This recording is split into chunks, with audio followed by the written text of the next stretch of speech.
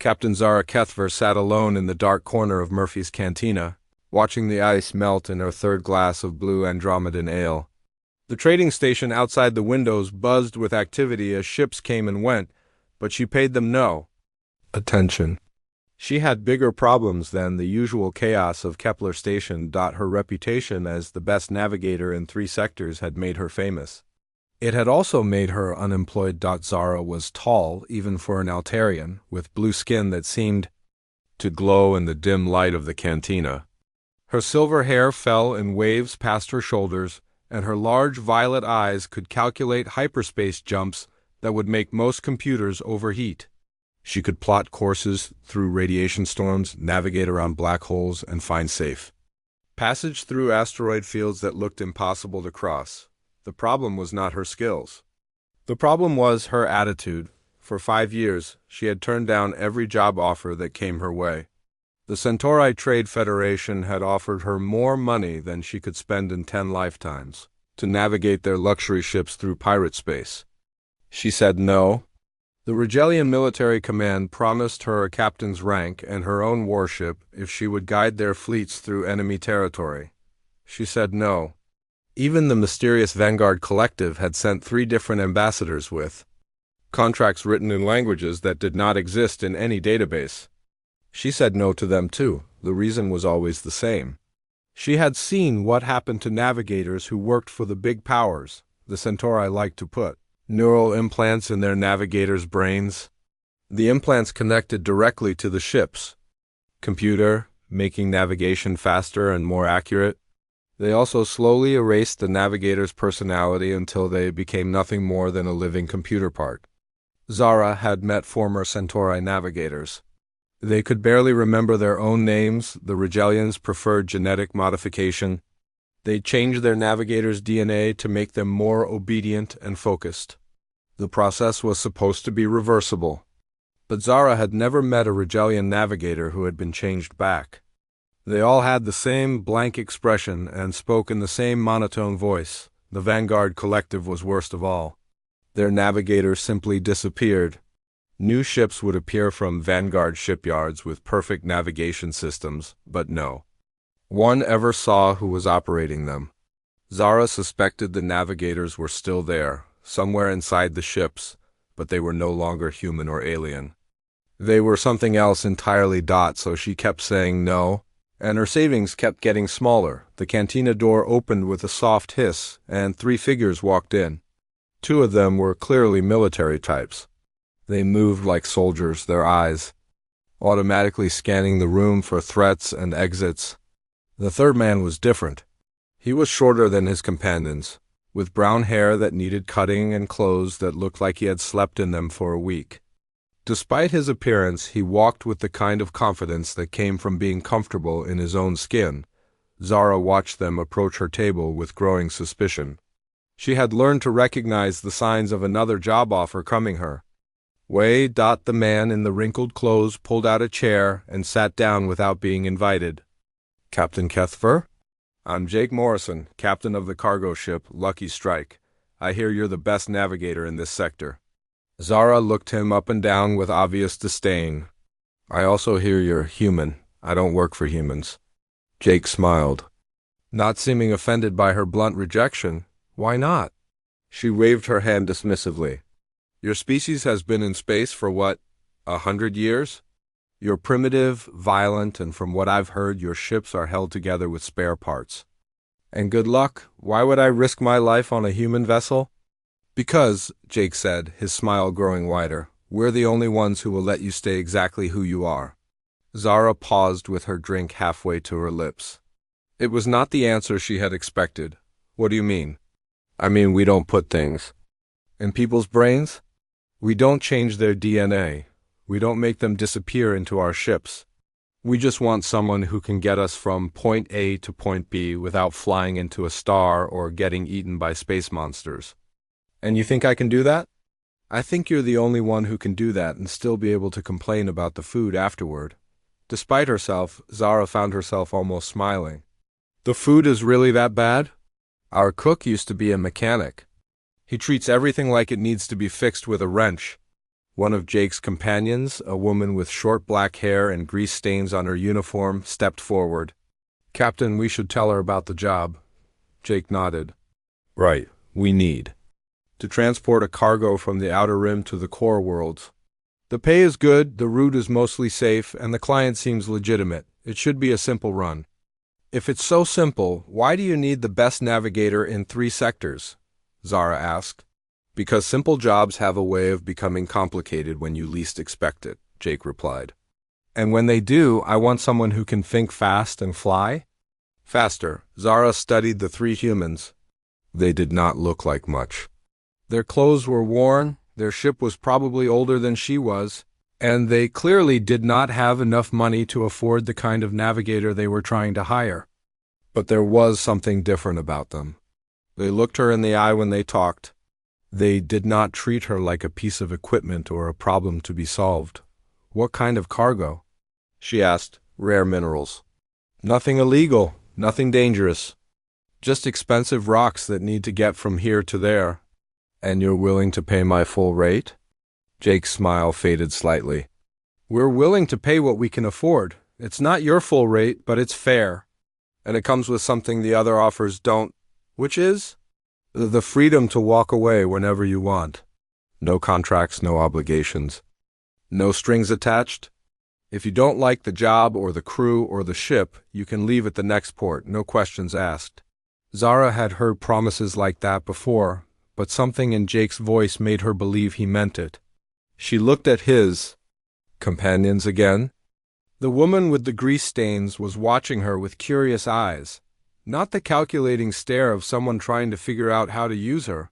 The other man, tall and thin with nervous energy, was fidgeting with a small device that looked like a communication scanner.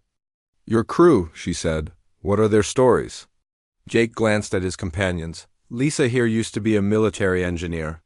She got court-martialed for refusing to install loyalty implants in her engine crew. Bobby was a communications officer for the Terran corporate zone until he found out his boss was selling navigation data to pirates. They're both refugees from the system, just like you. Just like me? Someone who got tired of being treated like property instead of a person." Zara finished her drink and set the glass down on the table. She had been running for 5 years, turning down job after job, watching her savings disappear while she tried to maintain her independence. Maybe it was time to take a chance on something different. "When do we leave?" she asked. Jake's smile returned. "Tomorrow morning, Dock 7, Level 3. The Lucky Strike isn't much to look at, but she's got heart. And if I change my mind, then you walk away. No hard feelings, no consequences, your choice." Zara stood up, tossing a few credits on the table to pay for her drinks. "I'll see you tomorrow, Captain Morrison." "Don't make me regret this. I'll do my best," Jake replied. "Welcome to the crew, Captain Kethver." As she walked away, Zara wondered if she was making a mistake. Human ships were notoriously unreliable, human crews were unpredictable, and human captains had a reputation for taking risks that would make a pirate nervous, but they were also the only ones who had offered her something she had not had in years. Respect, maybe it was worth the risk. 3 days later, Zara stood in the cargo bay of the Lucky Strike and wondered if she had made the biggest mistake of her life. The ship was everything she had expected from human engineering and worse. Pipes and cables ran along the walls in no pattern that made sense. Some of them sparked when she walked by. The floor plates were different colors, suggesting they had been replaced many times with whatever parts were available. The air recycling system made a grinding noise that sounded like it was dying. "She's not pretty," Jake said, following her. Horrified gaze around the cargo bay. "But she's reliable where it counts. Does she actually fly?" Zara asked. Most of the time." "Most of the time," Jake grinned. "The other times are more exciting." Lisa Chun emerged from behind a large engine housing, her face streaked with grease and her hands covered in some kind of black fluid. "Don't listen to him," she said. "The Lucky Strike has never failed to reach her destination. She just takes creative routes sometimes." "Creative routes?" Last month, we had to navigate through a solar storm because the main engine decided to take a vacation, Lisa explained. The month before that, we flew backwards for 3 days because the navigation computer thought we were upside down. Zara felt her confidence dropping with each word. And you want me to navigate this flying disaster? We want you to help us keep her flying, Jake corrected. Lisa keeps the engines running, Bobby keeps us in touch with the universe, Amy keeps us healthy, and you keep us pointed in the right direction? What about you? I make the decisions that get us all killed. Bobby Martinez appeared from the direction of the bridge, carrying a cup of something that smelled like recycled air filters. Captain, we just got word from the client. They want to move up the departure time. How much? We leave in 2 hours, Jake frowned. That's unusual. Did they say why? Something about market conditions changing. They're willing to pay a bonus for early delivery. Zara had been around enough to know when something smelled wrong. Who is the client? Meridian Mining Corporation, Jake said. They're legitimate, big company, good reputation. And they want to move up the schedule with no explanation? It happens. Markets change, prices fluctuate.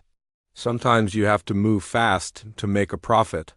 Amy Rodriguez joined them from the medical bay, wiping her hands on a towel. She was a small woman with kind eyes and the sort of gentle manner that made people trust her immediately. The cargo is already loaded. Whatever it is, it's heavy. The artificial gravity is working overtime to compensate. What kind of minerals are we carrying? Zara asked. Jake pulled up a manifest on his portable screen. Rare earth elements. Stuff used in advanced electronics and computer systems. Nothing dangerous, just expensive. Zara studied the list. Most of it was routine, but one item caught her attention. Trilithium crystals? You know what those are? They're used in hyperspace drive construction. Very advanced hyperspace drives. She looked up at Jake. This isn't just mining equipment.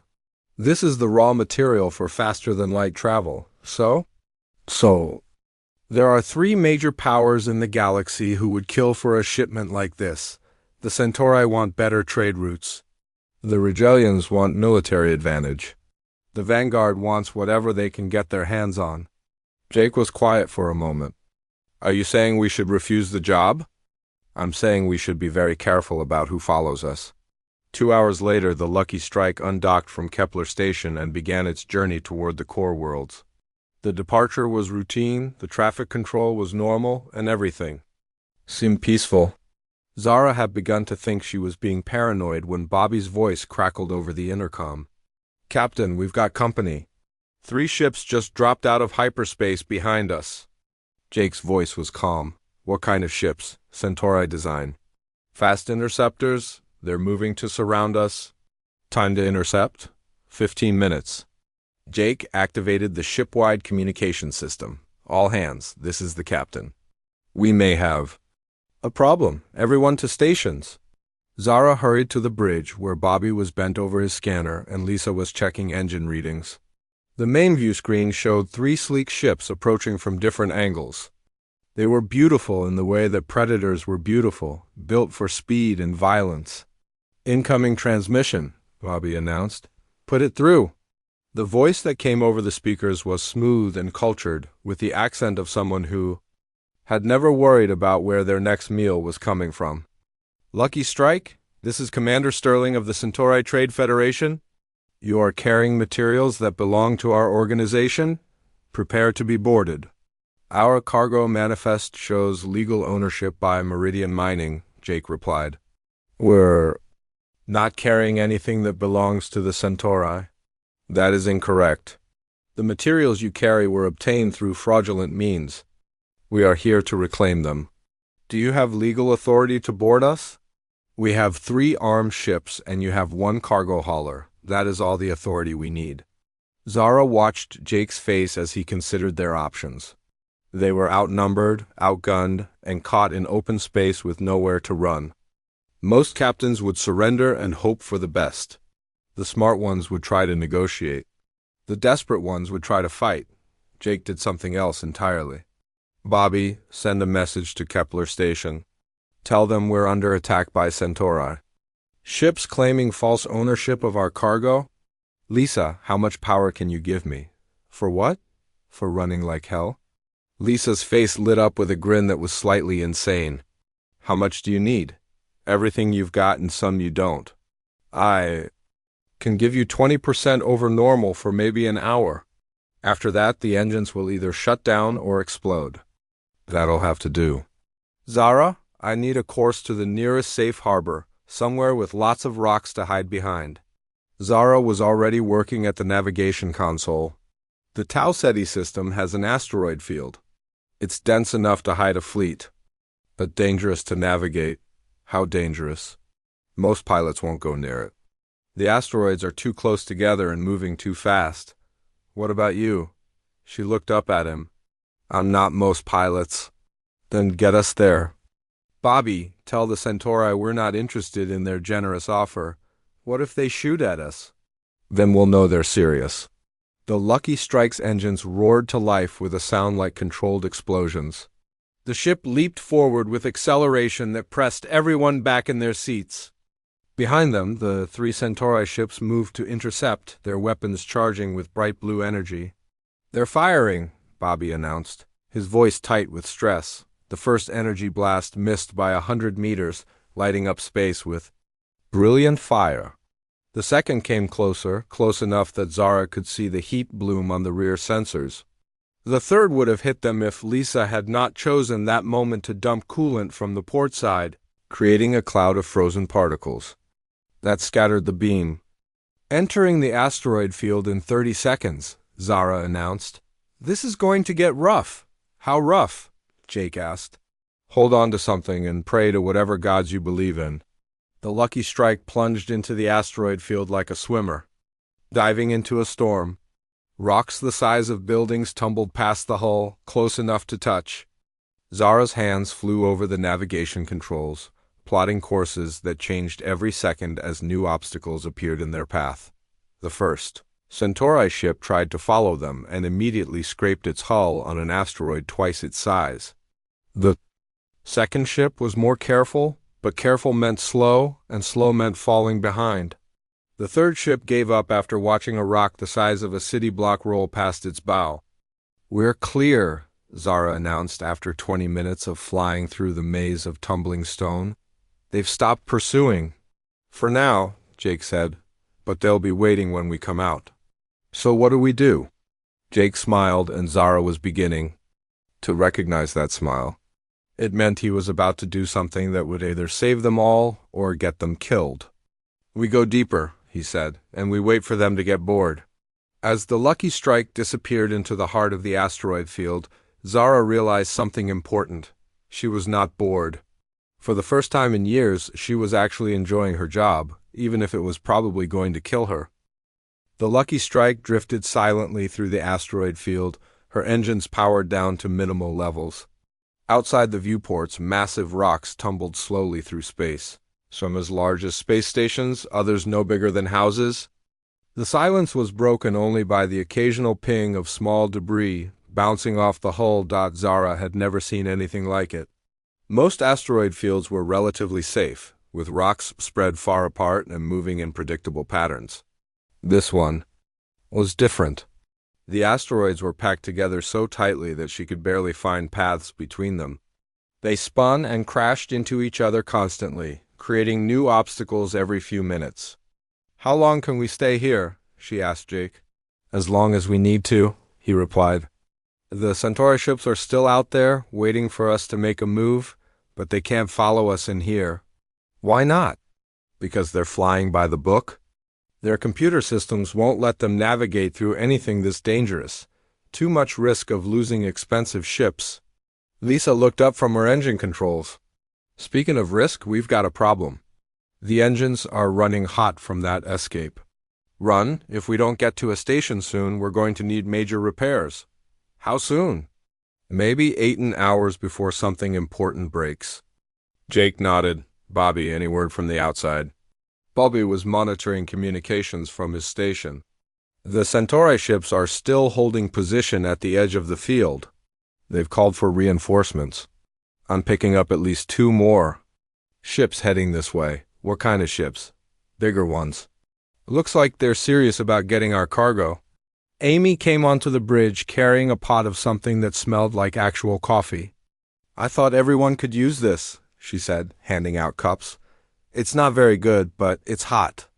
Zara took a sip and tried not to make a face. Amy was right. It was not very good. But it was warm, and somehow that made everything seem a little better. So what's the plan? Lisa asked. We can't stay here forever. We need to get out of this system, Jake said. But first we need to lose our tail. The Centauri ships won't give up easily, Zara pointed out. They want that cargo. Then we'll have to give them something else to think about. Jake's plan was simple and completely insane. They would wait for the Centauri reinforcements to arrive, then make a run for the edge of the system.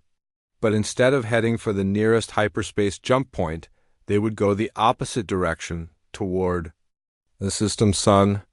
Are you crazy? Zara asked. Solar radiation will fry our systems. Not if we're fast enough, Jake replied. The Lucky Strike has better radiation shielding than most ships. We can get closer to the sun than they can? And then what?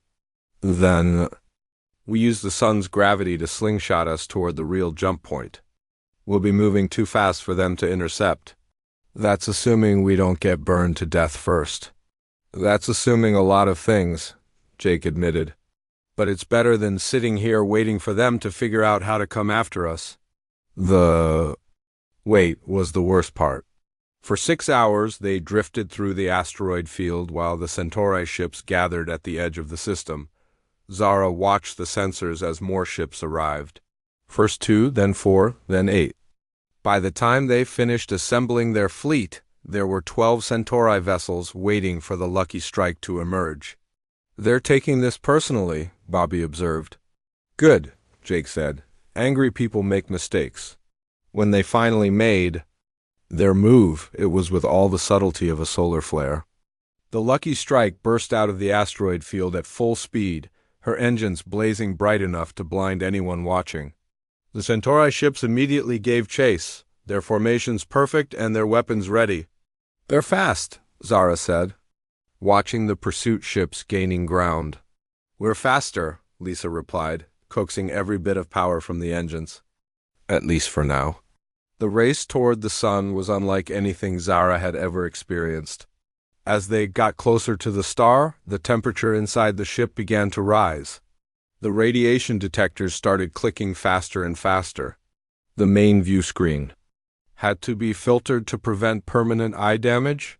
Hull temperature rising, Amy reported from the engineering station. We're at 70% of maximum safe levels. How much closer do we need to get? Jake asked.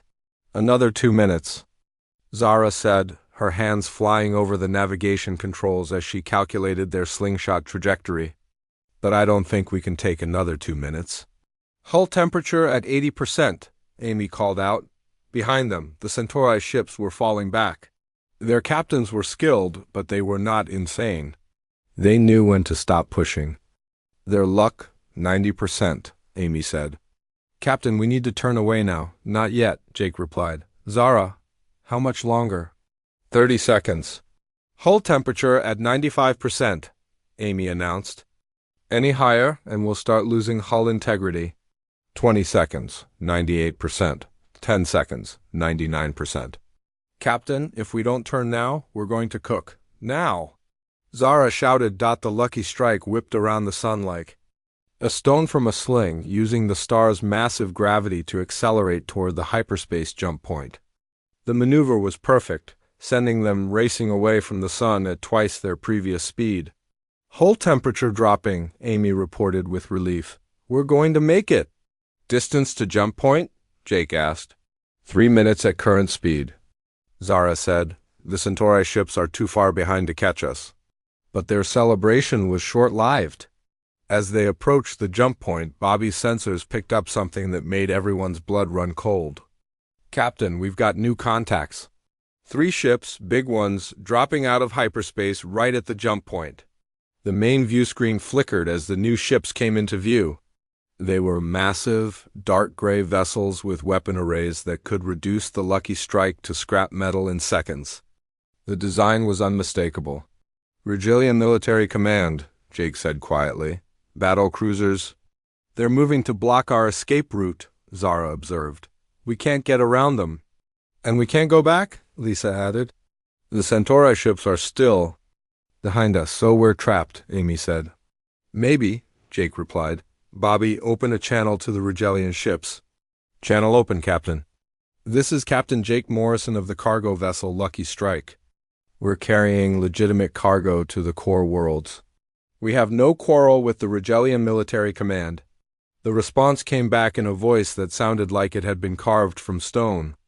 "This is Commander Stone of the Regilian Military Command. You are carrying materials that pose a security threat to our territories. Surrender your cargo immediately or be destroyed." "We're not carrying weapons," Jake protested. "Just mining equipment. The materials you carry can be used to build hyperspace drives. Such technology could upset the balance of power in this region. We cannot allow it to reach the core worlds."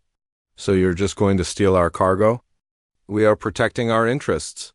"You have 60 seconds to comply." Jake looked around the bridge at his crew. They all knew the situation was hopeless. 3 Regilian battle cruisers against 1 cargo ship was not a fight. It was target practice. "Options?" Jake asked. "We could try to ram one of them," Lisa suggested. "Maybe damage their engines enough to get through." "That would be suicide," Zara pointed out. "So is fighting them with our pop guns," Lisa replied. "What about surrender?" Amy asked. "Maybe we can negotiate." "The Regilians don't negotiate," Jake said. "They take what they want and space the witnesses." 30 seconds, Captain Morrison," Commander Stone announced. "Make your choice." Jake was quiet for a moment, thinking. Then he smiled that dangerous smile Zara was beginning to know well. "Bobby, send a message to all ships in the system. Tell them we're about to do something really stupid." "What message, Captain?" "Tell them to watch and learn." As the countdown reached 0, the Lucky Strike did something that no sane cargo ship had ever done in the history of space travel. She attacked. The tiny cargo vessel charged straight at the lead battlecruiser, her pathetic weapons firing everything. The energy blasts barely scratched the cruiser's shields, but they got everyone's attention. "What are you doing?" Zara shouted over the sound of alarms. "Buying time?" Jake shouted back. "Lisa, give me everything you've got." "Amy, prepare for emergency repairs." "Bobby, keep transmitting our position." "To who?" "To anyone who's listening." The Lucky Strike danced between the battle cruisers like a gnat attacking elephants. She was too small and too fast for their big guns to track effectively. But she was also too weak to do any real damage. "This is insane," Zara said. "Yes, but it's working." And somehow, impossibly, it was. The Lucky Strike limped into the Kepler 442 system, with half her systems damaged and her hull scarred from the fight with the Regilian battle cruisers.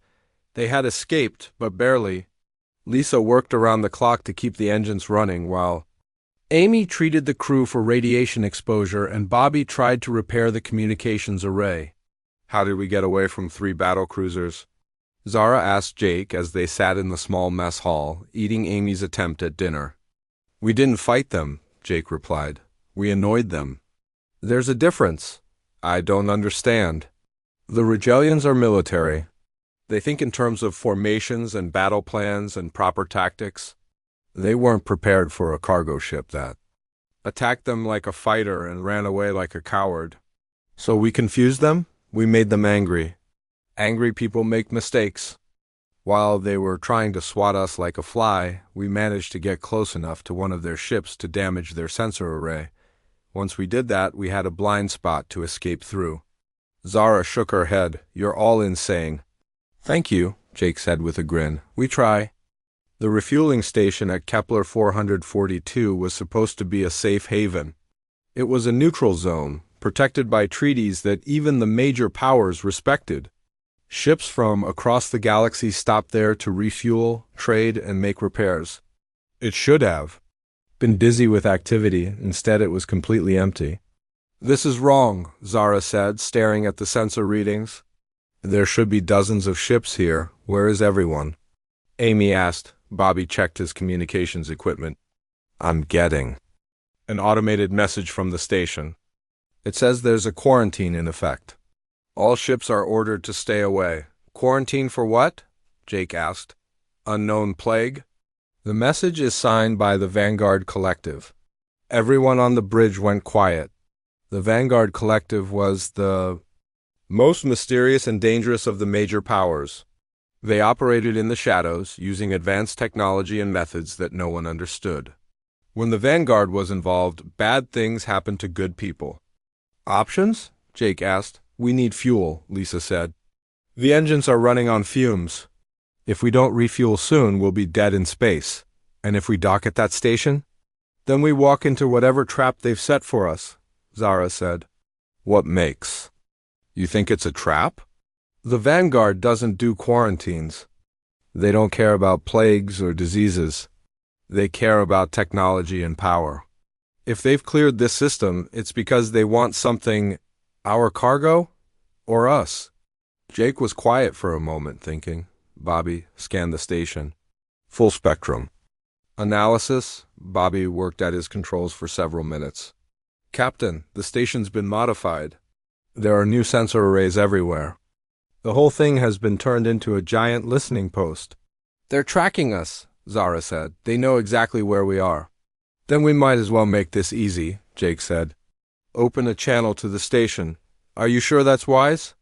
Amy asked. Probably not, but hiding isn't going to help us now.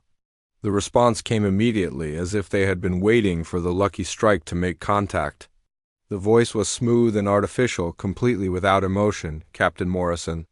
I am Designate Prime, speaking for the Vanguard Collective. You carry materials of interest to us. Surrender them, and your crew will be permitted to continue their journey. And if we refuse? Jake asked. Then you will discover why the Vanguard Collective has never failed to acquire what it seeks. What do you want with our cargo? The trilithium. Crystals you carry are necessary for a project of great importance. We require them intact. So you cleared an entire system just to steal our cargo? We cleared the system to prevent unnecessary casualties. The Collective does not wish to harm innocent beings.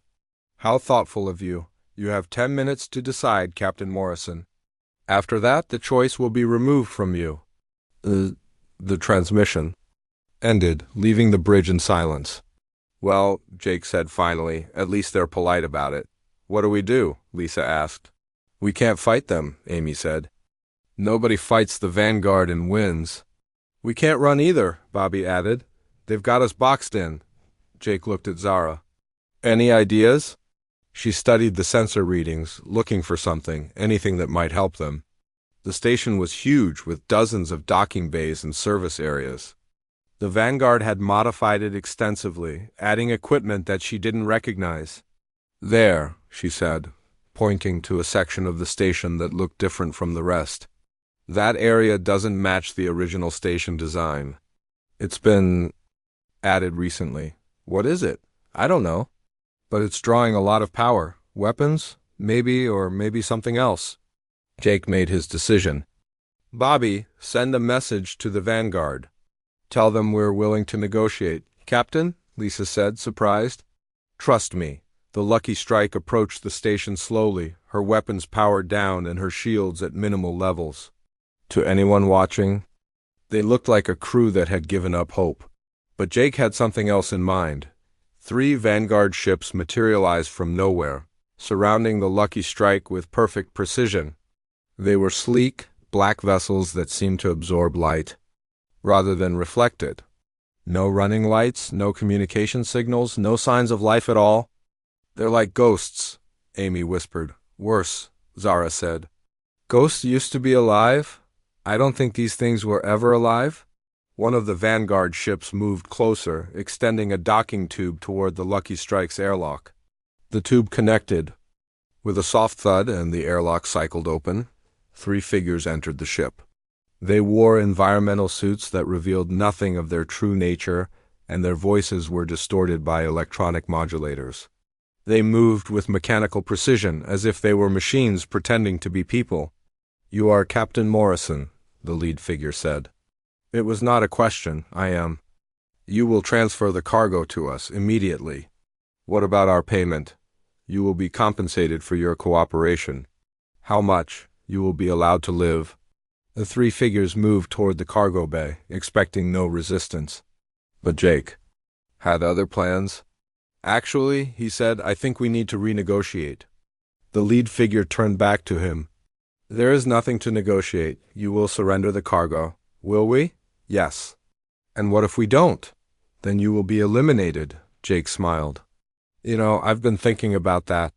If you were going to kill us, you would have done it already. You need us alive for some reason. Your reasoning is flawed." "Is it? You cleared an entire system to get our cargo?" "You're using 3 ships to capture one. You're being very careful not to damage us. That tells me you need something from us besides the cargo." The lead figure was silent for a moment. "You are perceptive, Captain Morrison. I try. So what do you really want?" "We want the navigator." Zara felt ice run through her veins. This was what she had been running from for 5 years. The Vanguard wanted to add her to their collection of disappeared navigators. "She's not part of the deal," Jake said firmly. "The deal has changed." "No, it hasn't." The lead figure tilted its head in a gesture that was both curious and threatening. "You would sacrifice your crew for a single individual?" "I would sacrifice my crew to keep my word," Jake replied. "But I don't think it's going to come to that." "Why not?" "Because you made a mistake. You assumed we would give up without a fight. But humans don't give up. We're too stupid to know when we're beaten." The lead figure seemed to consider this. "You were bluffing. Maybe you want to find out?" "What do you propose?" "Single combat. Your best fighter against mine. Winner takes all." "That is unusual." "Everything about humans is unusual. That's what makes us dangerous." The lead figure was quiet for a long moment. Then it spoke, and for the first time its voice had something almost like uncertainty in it. "You intrigue us, Captain Morrison. Very well. We accept your terms."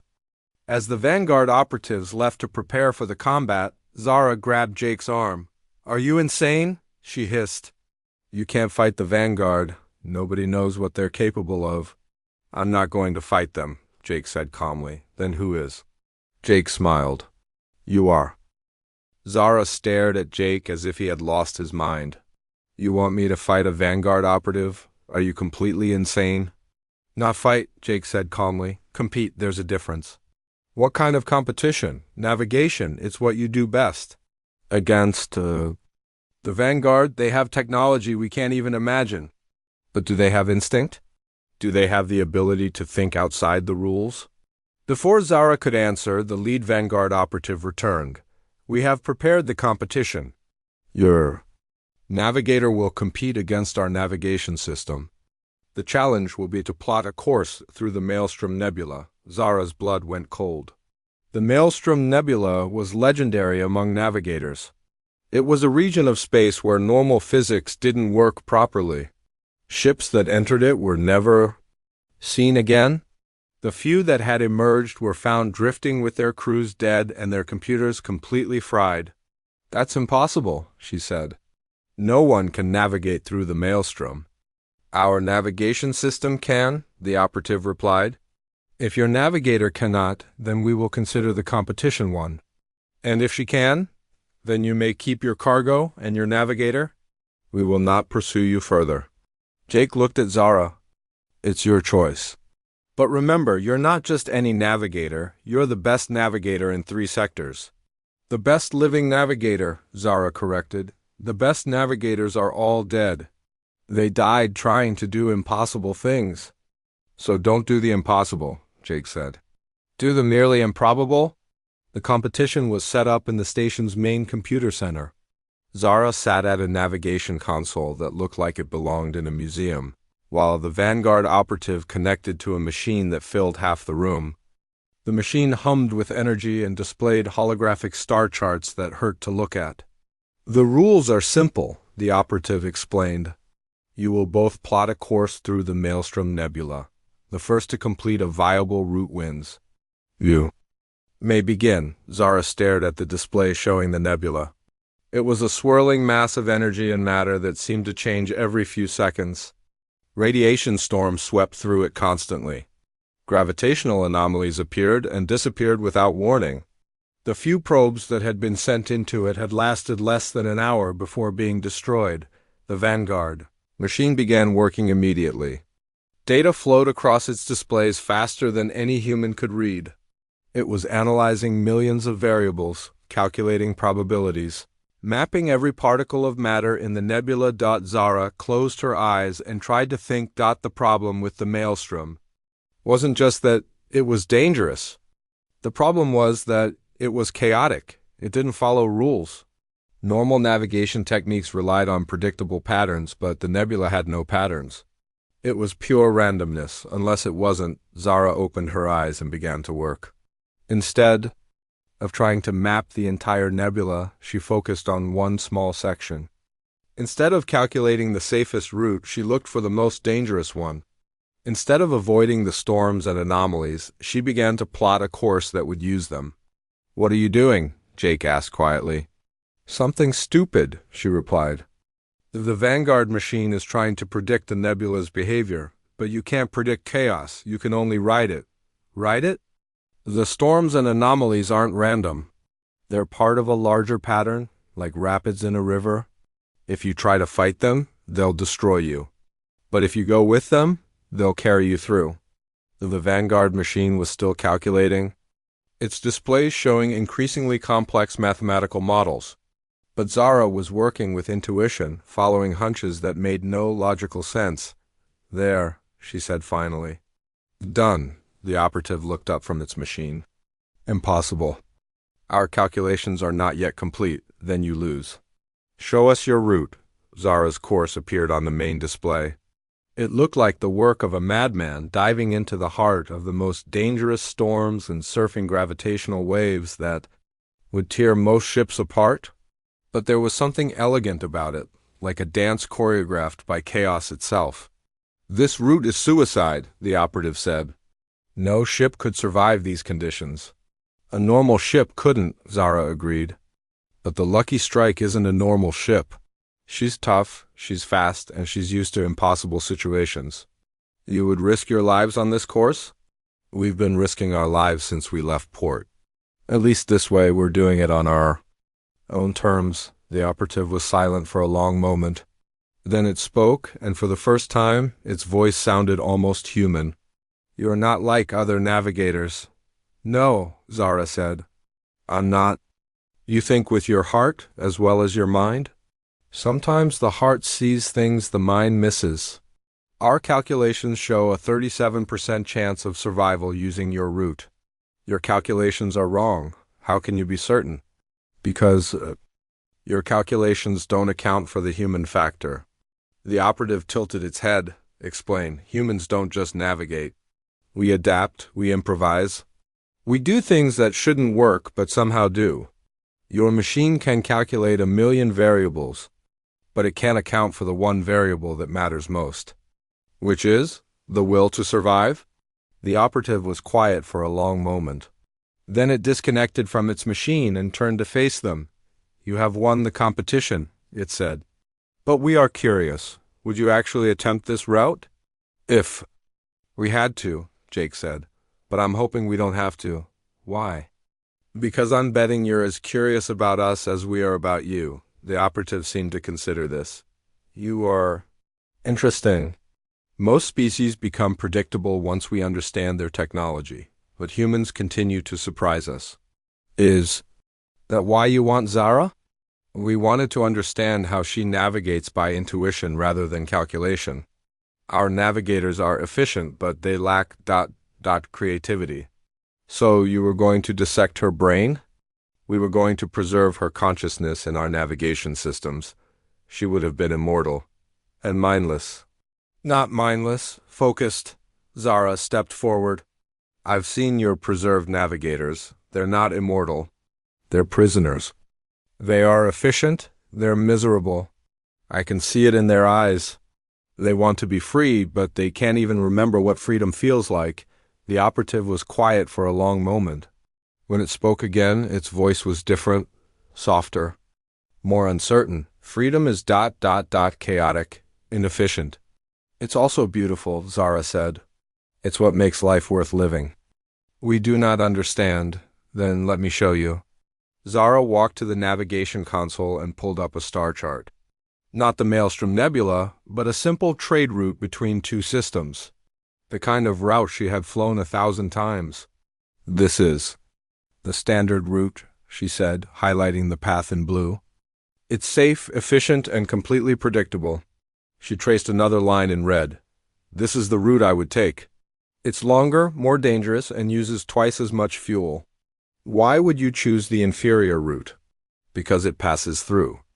The Andromeda Veil, have you ever seen it? We do not see. We analyze, then you've missed something wonderful. The veil is a nebula filled with crystalline formations that reflect starlight. When you fly through it, the entire universe turns into a kaleidoscope of colors. It's the most beautiful thing I've ever seen. Beauty is irrelevant, is it? Beauty is what makes us want to explore. It's what makes us take risks. It's what makes us human. The operative was quiet for a long moment. Then it spoke, and its voice was filled with something that might have been wonder. We have analyzed millions of star charts. We have never considered beauty. Then you've been missing the point. The operative turned to its companions. They communicated in a language of electronic pulses and data streams. Finally, it turned back to the humans.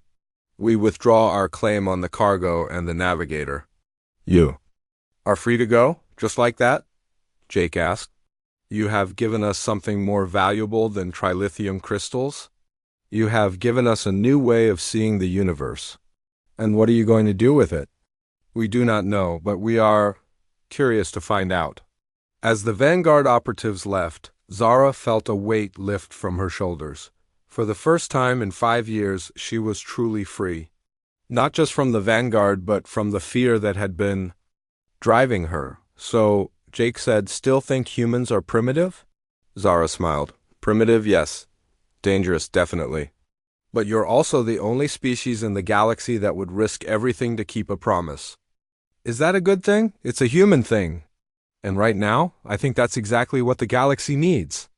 As the Lucky Strike departed the station, Zara realized she had found something she hadn't even known she was looking for. Not just a job, but a family. Not just a ship, but a home. The universe was vast and full of wonders. And for the first time in years, she was looking forward to exploring it, free.